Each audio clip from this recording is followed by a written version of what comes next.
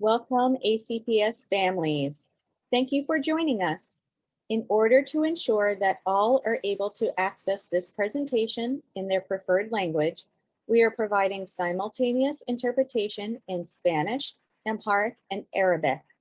After the interpreters have provided their instructions, please press the globe icon that will appear at the bottom of your computer screen and select your preferred language. If you are watching on a phone, press the three dots at the bottom right of your screen and then select your preferred language. Thank you. Now, I'd like our interpreters to give instructions, starting with Amharic, then Arabic, then Spanish. የኤሲፒኤስ ቤተሰቦችና እንኳን ደህና መጣችሁ። እዚህ ስለተገኘኛችሁ እናመሰግናለን። ሁሉም ሰው በራሱ ቋንቋ የትምህርትን አገልግሎት የትርጉም አገልግሎትን መጠቀም እንዲችል በስፓኒሽኛ፣ በአማርኛና በአረብኛ የትርጉም አገልግሎት እየተሰጠ ነው ያለው። የአማርኛ አገልግሎትን ለመጠቀም የምትፈልጉ የዓለም ቅርጽ ያለበትን በመጫን አምሃሪክ የሚለውን በመምረጥ የአማርኛ ቋንቋ ትርጉም አገልግሎትን ማግኘት ትችላላችሁ። በስልክ የምትጠቀሙ በስልካችሁ በላይኛው በኩል 3 ነጥቦች አሉ። ያንን ነጥብ በመጫን የምትፈልጉትን ቋንቋ መጠቀም ትችላላችሁ። እናመሰግናለን። ታንክ ዩ። مساء الخير أهالي مدارس مدينة ألكسندريا، نشكركم على الانضمام إلينا بهذا الأمسية. بنحب نأكد لأنه هذه الجلسة مناقشة باللغات الثلاثة كرمال نتأكد بأنه الجميع متوفر له خدمة الترجمة في باللغة العربية الأمهرية والإسبانيولية. ولكن إذا كنتوا عم تحضرون من الكمبيوتر، الرجاء الضغط على إشارة الكرة الأرضية لاختيار اللغة المناسبة لكم. طبعا العربية هي العربية والأمهرية أمهرية، ما فيش تغييرات بالاسم. اللغة اللي انتم بتفضلوها. ولكن إذا كنتوا عم تحضرون من التليفون، اكبسوا على ال3 نقاط الموجودة بأسفل الشاشة على اليمين الشاشة كرمال كمان تختار اللغة المناسبة. وشكرا لحضوركم معنا. Buenos días.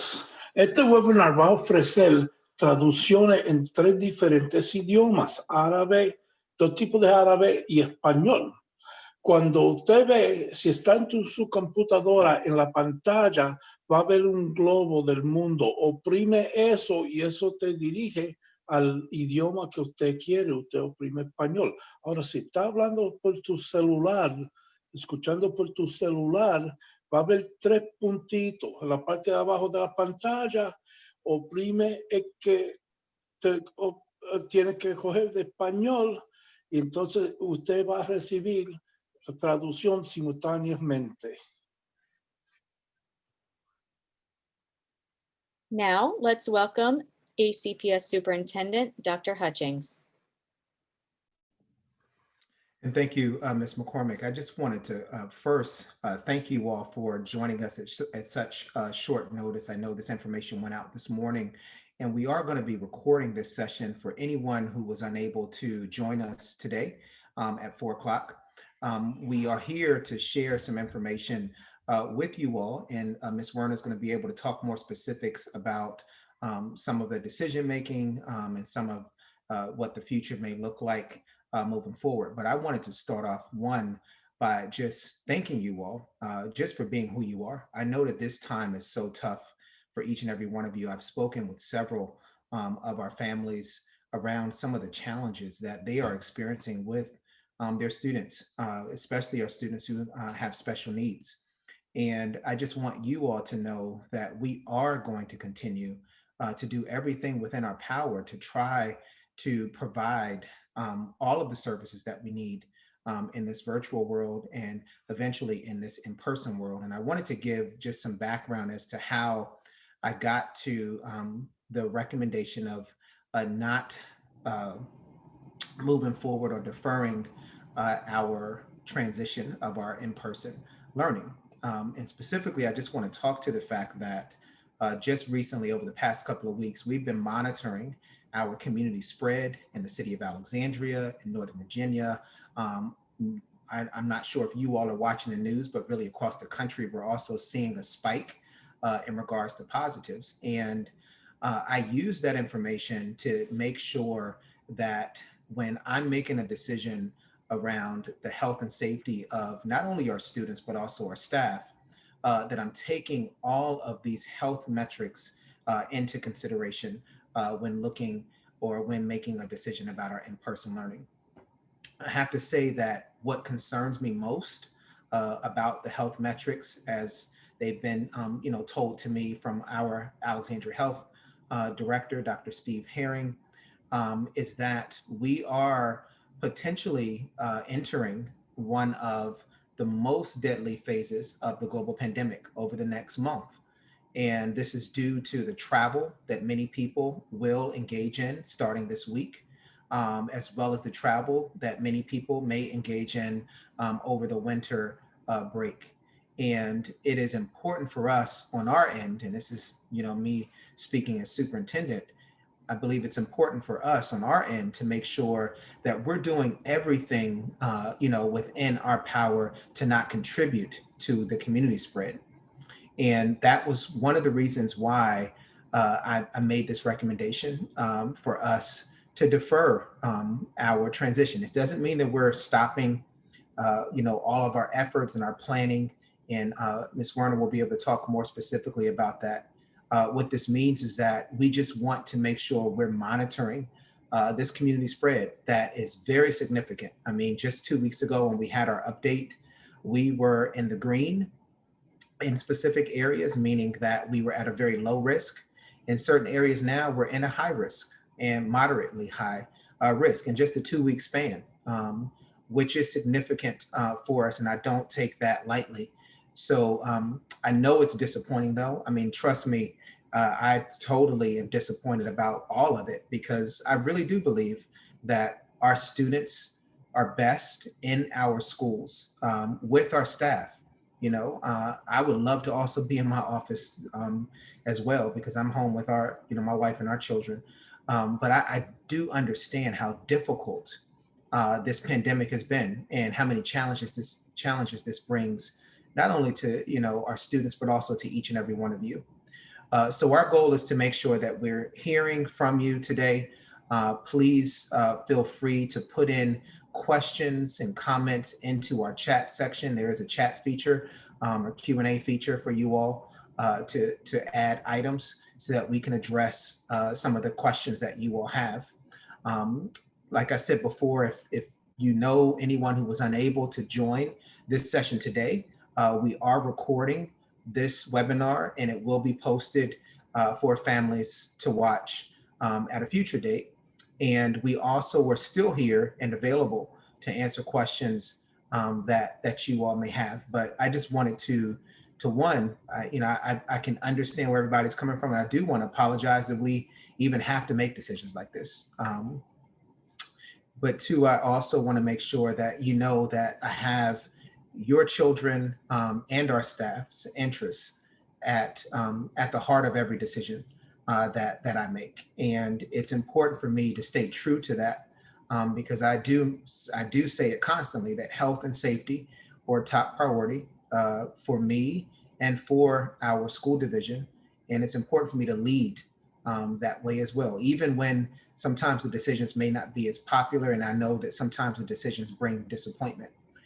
So I'm hoping we can work through this and collaboratively and do what we can in order to ensure that your children's needs are being met, even in a virtual world.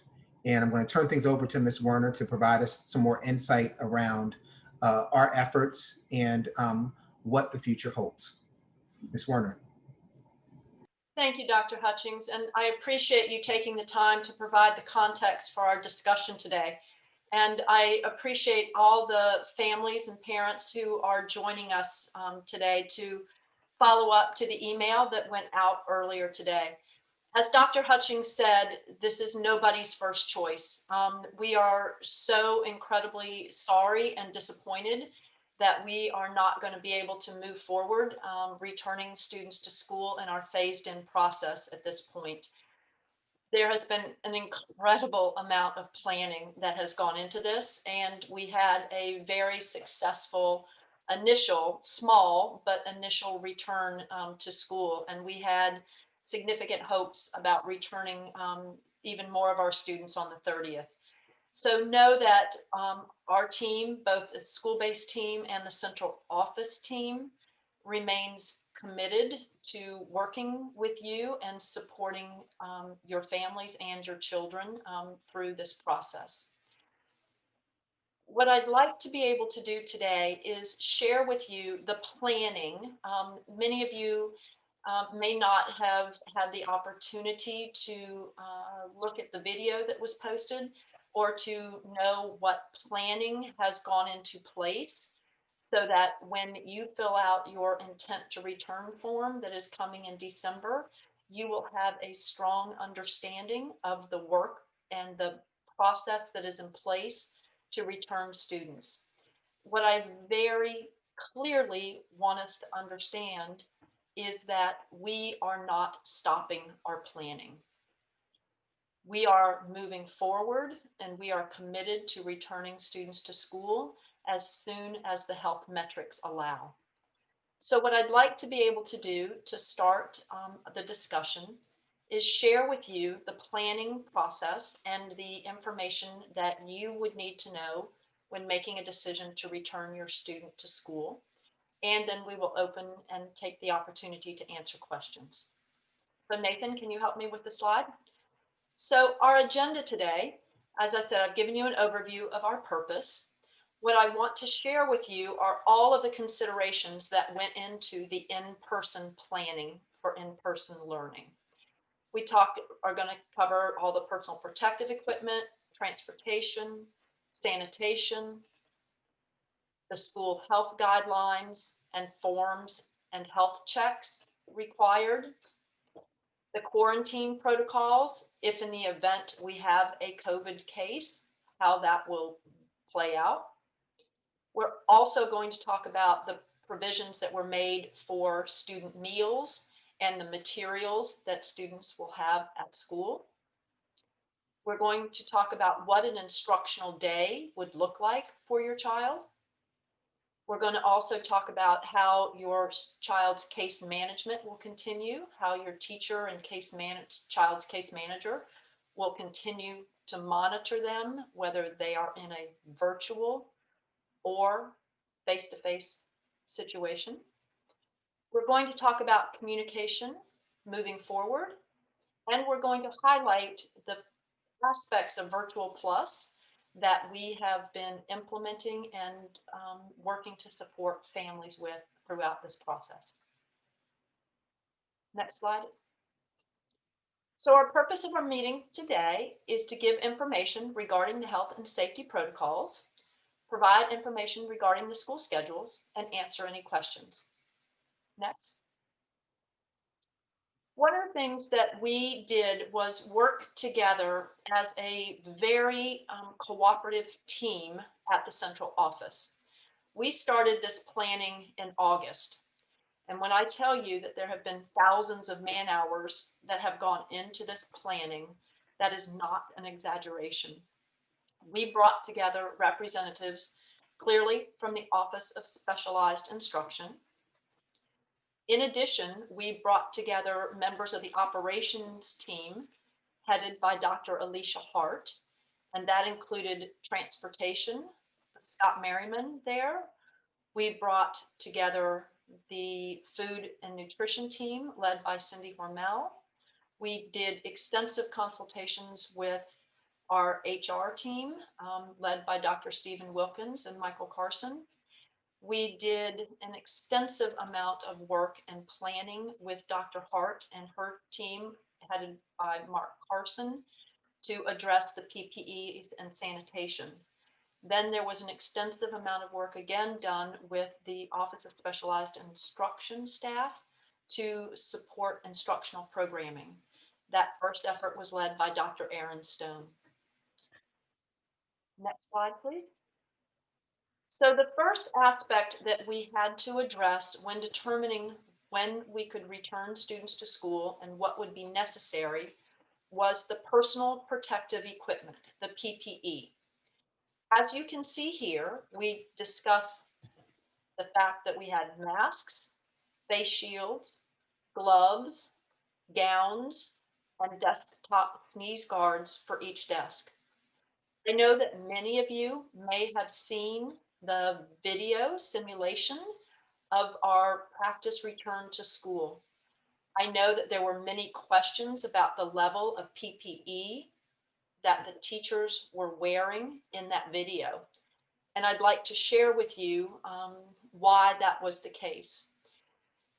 The CDC guidelines and information that has been provided to us by Dr. Stephen Herring, the Alexandria Public Health Department Director, has very specific guidelines, and those are that we must wear masks, be 6 feet apart, and maintain that social distancing. If we are unable to have both parties wear a mask or maintain social distancing, in other words, be less than 6 feet, there were some very specific considerations that had to be made. As many of you know, our most vulnerable students in our citywide program manifest the most significant needs.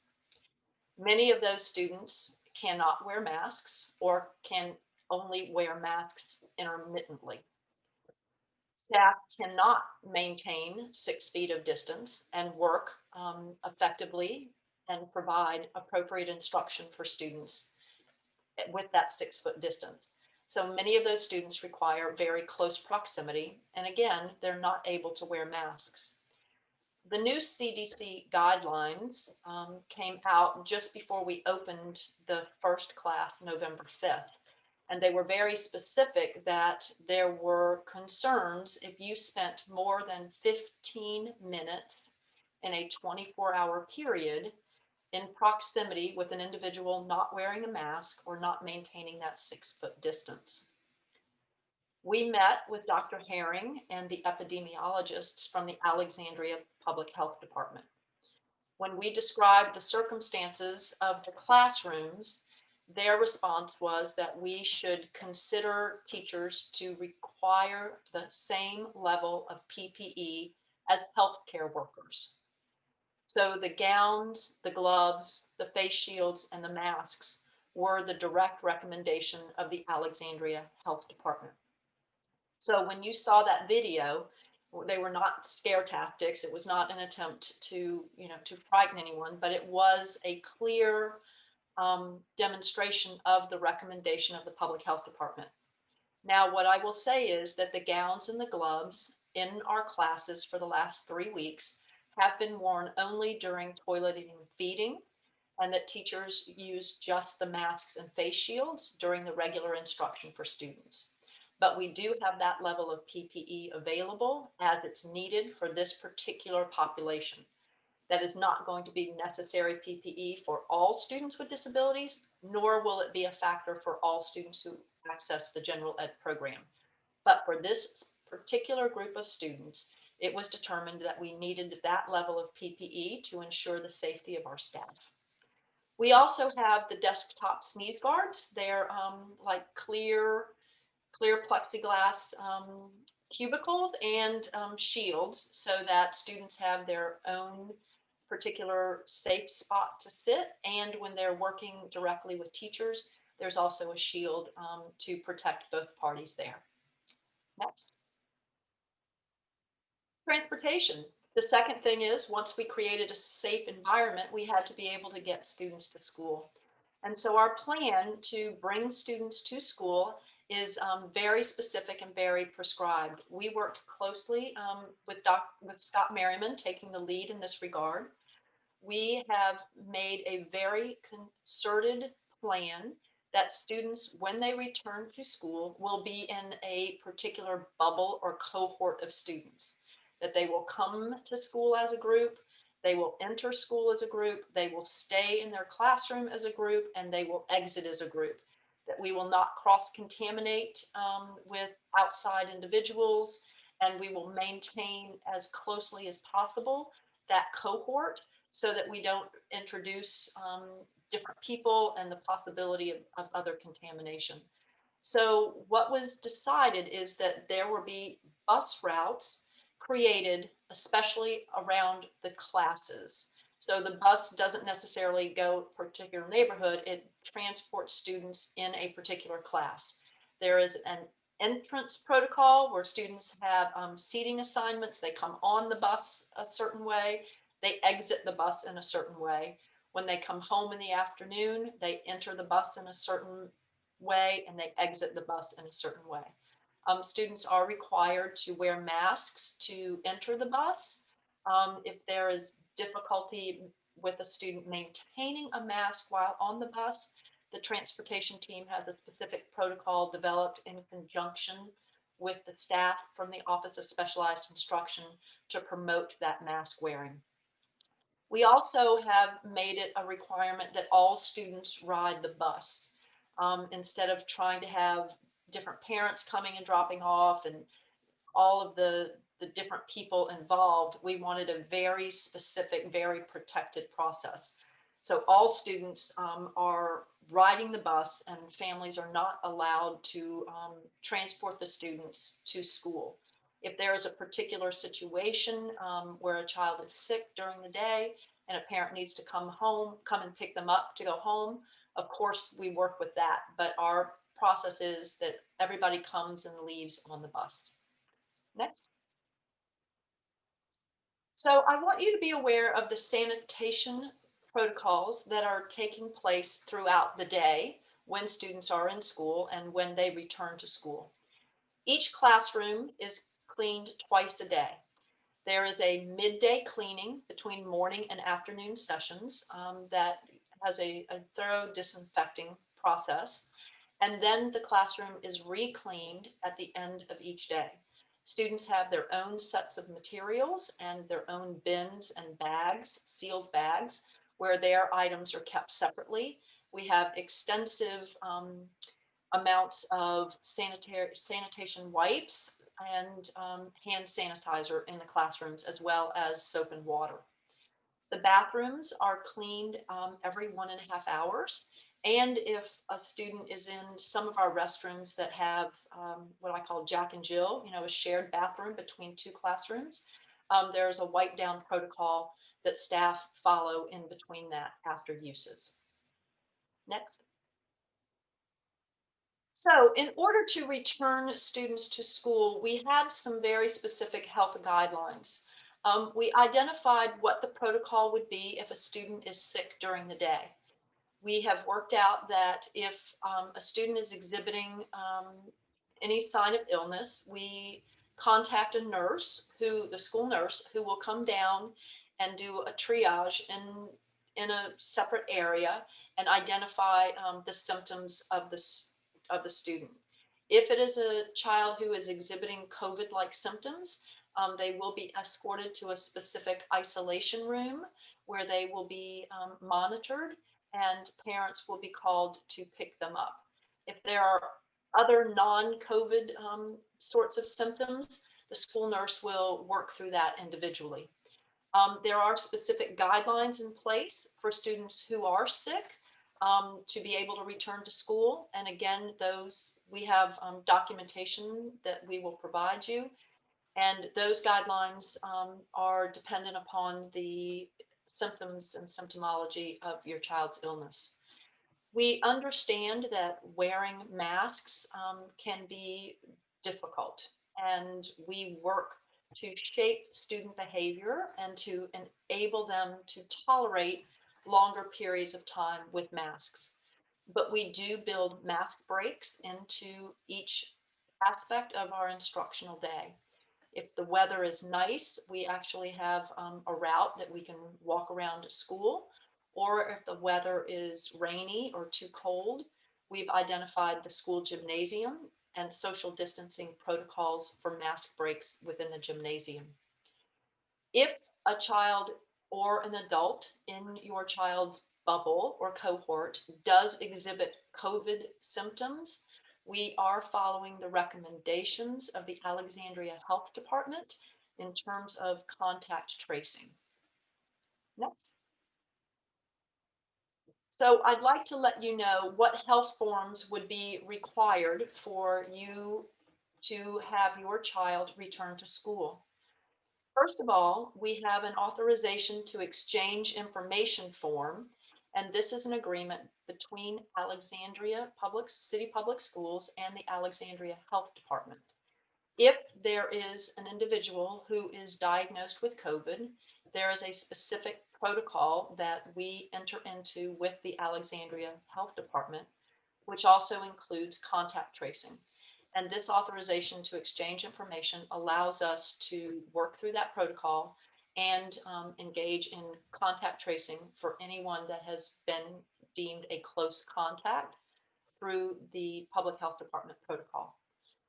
We also have a COVID commitment form, which basically asks each family to commit to a series of steps and agreements related to COVID, which are really around the not sending a child to school with COVID-like symptoms. If there is a concern about COVID, medical follow-up and notice from a doctor and things of that nature. So the form has some very specific steps that we ask parents to agree to prior to sending their student back to school. Next. Then we also will be doing daily screenings and daily health checks. What we have asked families to do is to complete the student symptom checker every day within 24 hours of the child coming to school. So either last thing at night or first thing in the morning. We ask parents to do a quick run through. This is 4 or 5 questions detailing symptoms and doing a home temperature check before the child is put on the bus.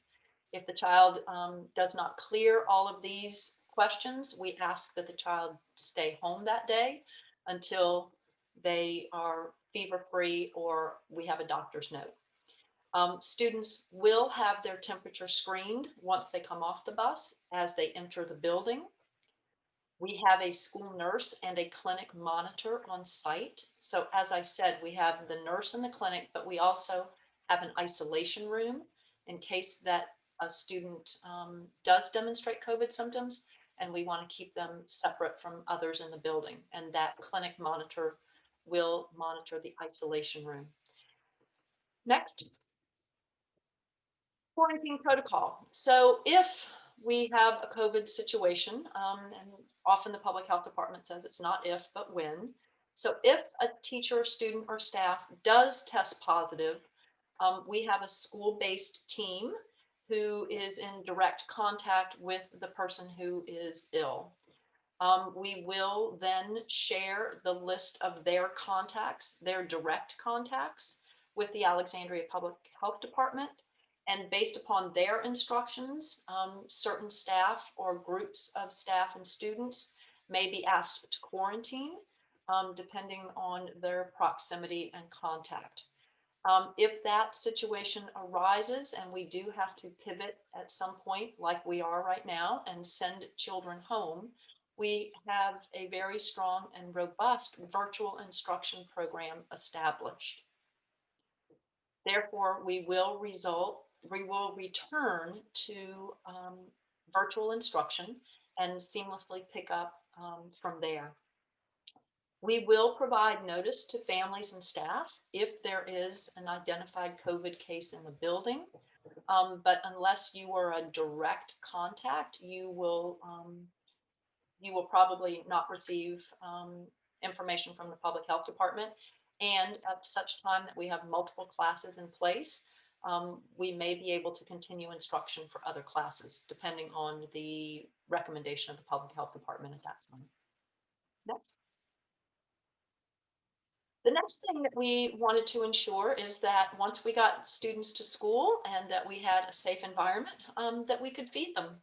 So we have very specific protocols around food. Students may not bring food to school during this initial phase of the return, but they can bring water bottles. And we ask that they do bring their own water bottle filled, and then we have the opportunity to refill those water bottles during the day. During the morning session, as the students enter, they will have their temperature checked, and then they will walk right by the food distribution center, and they will receive breakfast and a snack upon arrival. They then will eat breakfast in their group with their cohorts. And then when they leave for the day, they will pick up dinner and take that home with them. The afternoon, lunch and dinner, excuse me. And then the afternoon group When they arrive, they will pick up lunch. They will have lunch in the classroom like the students had breakfast. They will also have a snack, and they too will pick up dinner when they go home. We will have the opportunity for students to order lunch, but the dinner meal is provided by the Food and Nutrition Department. Next. Student materials. What will we allow students to bring to school? And we are limiting that pretty carefully. A student can bring the water bottle, as I discussed earlier. As we will be in winter months, when we resume, we will allow students to bring coats and gloves and hats.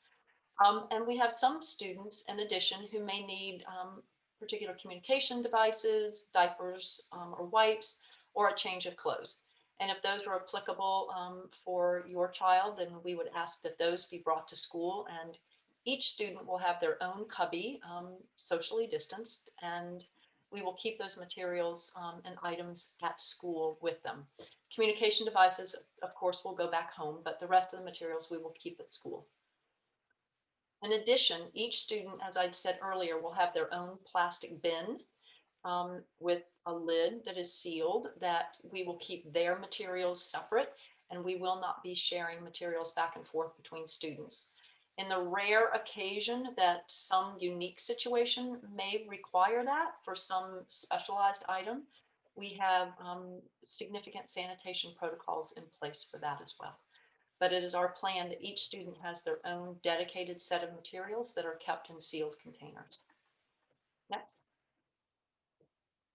So we have made the decision that students who are returning to school as part of our specialized instruction program will come 4 half days a week. I know that many of you have heard about different hybrid schedules, and we did discuss AABB days, AABB, things of that nature. And then we discussed AB half-day schedules. And our staff determined that it was the most advantageous schedule to bring students back as often as we could have them in school. So we have identified a 4-day, half-day a week schedule. We will have a morning session and an afternoon session. Students will either come from 8 to 11, or 12 to 3. As we talked, there will be scheduled breaks for meals and masks during that day, and there will be meals provided in each session. Next. So to give you an idea of what a sample student schedule would look like, students would typically arrive on their bus between 7:50 and 8 a.m. We would unload one bus at a time and move those students into the building and then proceed to the next bus. From 8 to 8:20, they would have breakfast and go through our hand washing protocol. From 8:20 to 9:30, we have focused academic instruction. From 9:30 to 9:45 is a scheduled break, as we talked about the mask breaks. Then from 9:45 to 10:45, there is again academic instruction. And then 10:45 to 11, we go through our dismissal procedures. So that is what a typical student day would look like. And in the afternoon, we would follow that same type of schedule in the afternoon as well. Next. So I know that many parents are concerned as to what teacher they will have. If my student comes back to school, who will be their teacher? If they stay virtual, who will be their teacher? One thing that I forgot to mention in the previous slide, and Nathan, you don't need to go back, but I want to ensure that you understand that when a child comes to school for a half-day session, the other half of their day is still fully virtual instruction. So they will continue to receive related services and other direct instruction in a virtual setting the other half of their day. So at times, once we are working at bringing students back, it is our priority that teachers return with their own students, that we bring in the students from those teachers' classes. But not every student on a teacher's caseload may return. And so there may be other students from other teacher caseloads who want to come back, and some teachers who are in person and some teachers who are virtual. The individual that was identified as your child's case manager, who is typically the teacher, but not always, will remain your child's case manager for the entire school year. So you will always know who to call about IEPs, about progress reports, about testing, things of that nature. The case manager will be your primary contact. You may have a second person, depending on the situation and circumstances, who is also your child's teacher. So your child may have an in-person teacher and the virtual teacher. Those two individuals will collaborate and consult, and they will provide the data and all necessary information to your child's case manager. Okay, so the virtual teacher will remain the same. The in-person teacher may change depending on what happens. In some cases, your virtual teacher may be in person and they will then also continue as case manager. It really just depends on the staff that are able to return and the families who demonstrate an interest and commit to returning their students to in-person instruction. So while it is our priority to keep students and teachers together, there may be some shuffling to enable us to fully fill classrooms and to provide virtual and hybrid instruction. Regardless, Monday will continue to be an asynchronous day as it is now. Next. So communication. So up to this point, we've talked about everything that we have in place, ready to return students to school. I know that this has been a challenging time, and I clearly have had many conversations with many parents, and I truly recognize and am very empathetic to the impact that this has had on your lives and the lives of your students. And I want you to know that it is our first priority to provide the services to meet your students' needs. I also know that you care very much about communication and hearing the information as timely as possible. And that is our commitment to provide you that information as soon as we know it. And I do want you to understand that as soon as we do know things for sure, I communicate, and we as a district communicate. I know it may not seem like that all the time, and I know it may seem short notice, but I truly want you to know that as soon as we have absolute information, we share it with you. So, but moving forward, what I plan to do is send a bi-weekly newsletter update to all of our families. And what I'm going to cover in that will be information as to how we're progressing and what the status is of our in-person phase-in. And I will give you continuous progress updates. In addition, I will provide you with other news, other information as we have it, and update you about other aspects of programming for students with disabilities. We will disseminate this letter through the case managers, and I will send it to them, and they will send it home to you every time it is ready to come out on that bi-weekly schedule. In addition, the ACPS Express will continue to share information with you, and will share information that has been identified in this newsletter. Next.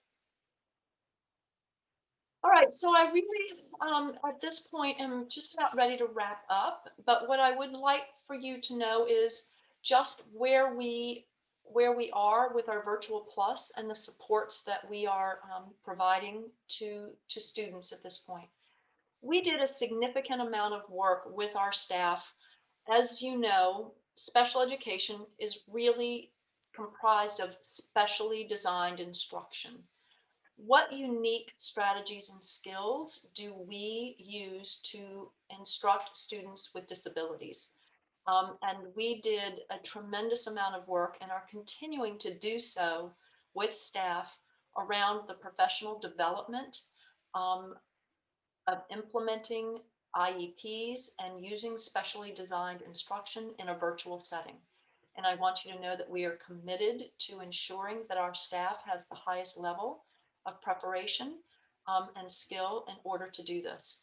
I do know also that we are a work in progress and we're not perfect, but I want you to know that we are committed to doing the best job that we can. And if there are individual questions or needs, I definitely want you to reach out to us, to either me or your child's case manager or building principal, and let us work through any concerns with you so that we can ensure the best possible programming for your student. We are continuing to provide support for asynchronous activities. I know that you all have been working with paraprofessionals and having different supports on those asynchronous Mondays and during asynchronous times. We continue to support that. Our team of specialists are from the central office are working closely with school-based staff to ensure that they have the optimal conditions in order to provide services for students. We have also worked with some families individually. We have made connections with community resources and are willing to continue to do that. There are community resources that may be available to support you and your child and your family through this virtual process. And we are happy to reach out to make those community connections. And again, we are offering professional development also through our Parent Resource Center to families who may be, excuse my phone, families who may want some additional tips and strategies for working with their students at this time. Next. So what I'd like to do is thank you all so much for joining today. And I'd like to take this opportunity to ask and answer a few questions. So let me check and see what questions we have at this time.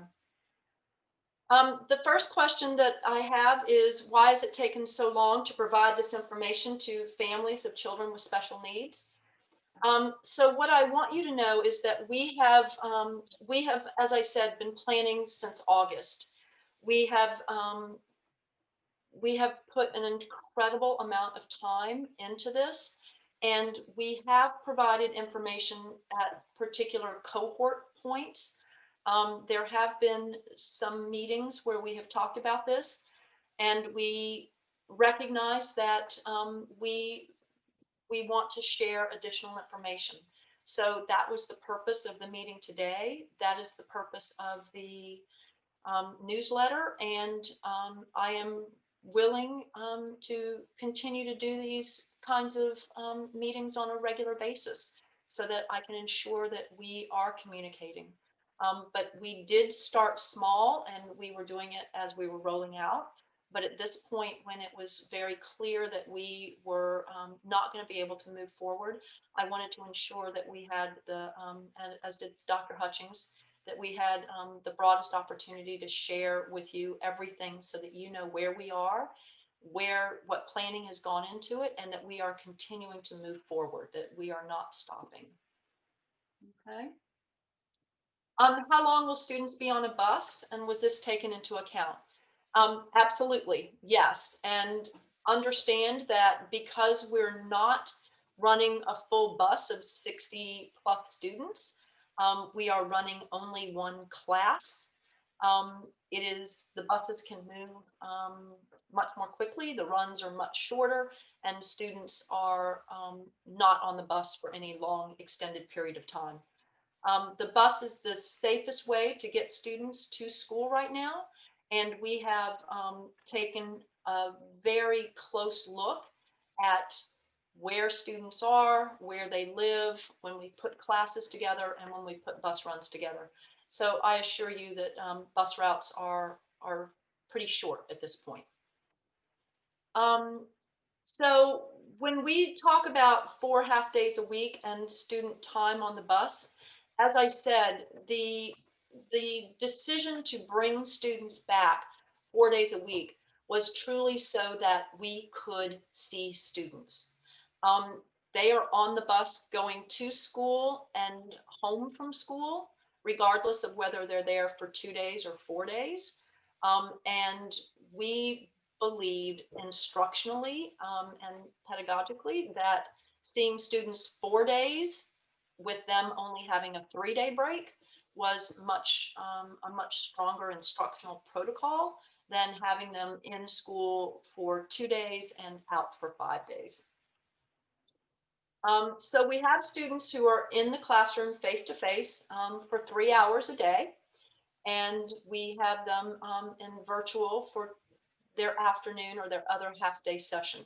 So this was the opportunity that we felt that would bring the most students to school and to give them the greatest opportunity to be face to face for the most amount of time with their teachers.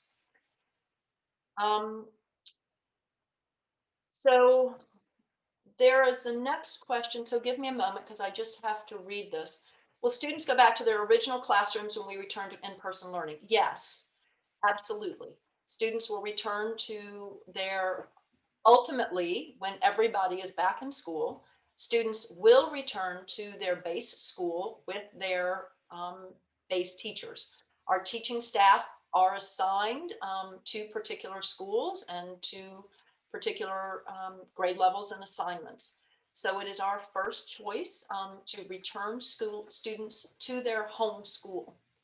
I know that some parents had questions and concerns about our use of Jefferson Houston and wondering, if that was what they wanted to do, if they wanted their children to go to a different school or to have different teachers. So I wanted to explain a little bit about that decision.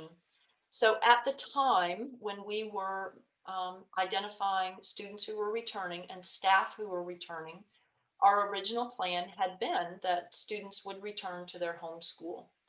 Once it became apparent that we had a limited number of staff able to return and a limited number of students, the decision was made that we need to consolidate those services and programming into 1 or 2 schools. And we made the decision that Jefferson Houston would be the school where we started, but not necessarily were limited to that. So Jefferson Houston became our first school, and that was picked for a very specific reason. And that is because there are certain students in our citywide classrooms who have a need to attend, who are assigned to Jefferson Houston.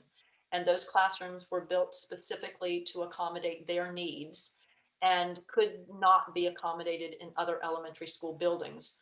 While the rest of the students in our citywide program, while ideally would be at their home school, could be served in a setting at Jefferson Houston. In addition, many of you have been involved in our extended school year program. And we have always brought students to Jefferson Houston, except one year we were at Polk, but Jefferson Houston is our base school for ESY. So many of our staff and many of our students had the experience of coming to Jefferson Houston and could identify with that. And so we felt that that would be the least disruptive. So that's why Jefferson Houston was chosen. But it is ultimately our goal that students will return to their base school with their home-based staff. Okay. So I'm reading another question. The plan for the 6 students who had returned to school, they are pivoting back to virtual instruction. At this point, the decision was made that all students will be virtual. I have made personal phone calls today to each of those families, and we have, I've spoken to 5 of the 6, and I will follow up with the 6th family again after this phone call. But they are aware of the change and understand the parameters and the dynamics associated with that. Is there a timeline for the high school program to come back for school?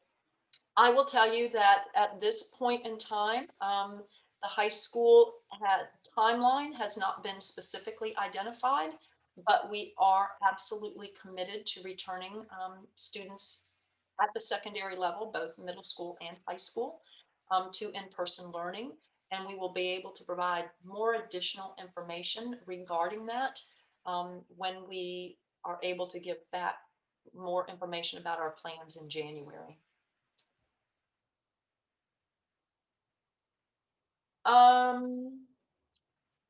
So there's a question that wants to know if there is anything comparable to the MAP evaluation for citywide students. And I'm going to tell you, yes, we are still doing the VAP.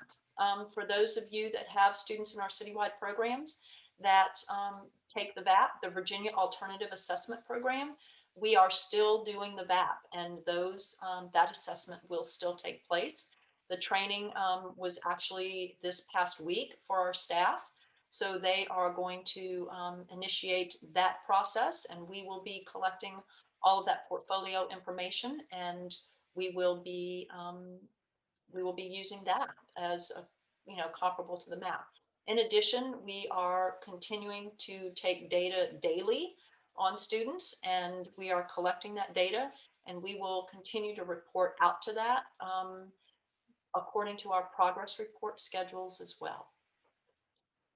And I think that's the last question that I have. That's the last one that I see at this point. I so appreciate your time, and I really appreciate the opportunity to be with you today, and know that your children are our first priority. Thank you.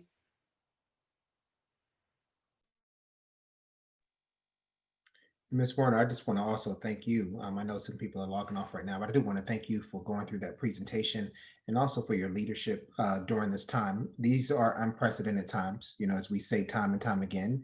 And this is when leadership matters, and you stepping up and doing what we need to do to pivot when needed is greatly appreciated. And though we're going through a transition right now that none of us expected or even enjoy, and are all extremely disappointed, we're still doing it with grace, and we're trying to make sure that we are continuing to keep our staff and our students at the forefront. So thank you for your hard work. I know this is not easy for you, and I'm sure it's not easy for me too. We're holding each other up, and I constantly tell you that we are better together than we are apart.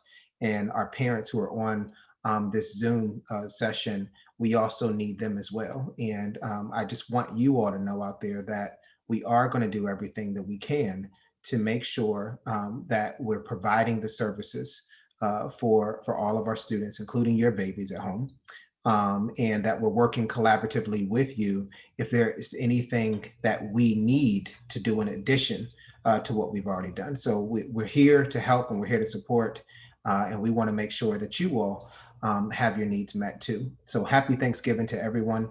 Thank you for your time, and enjoy the rest of your evening.